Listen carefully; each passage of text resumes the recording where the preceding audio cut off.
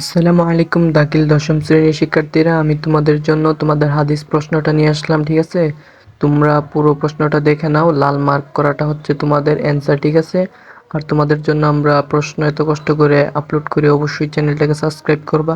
তুমি যদি ভিডিওটা দেখে উপকৃত হও তাহলে অবশ্যই চ্যানেলটা সাবস্ক্রাইব করবা, আর তোমার কি প্রশ্ন প্রয়োজন অবশ্যই কমেন্ট করবা। তো পুরো ভিডিওটা দেখো, আমি লাল মার্ক করে করে 100% নির্ভুল উত্তর দিয়ে দিয়েছি।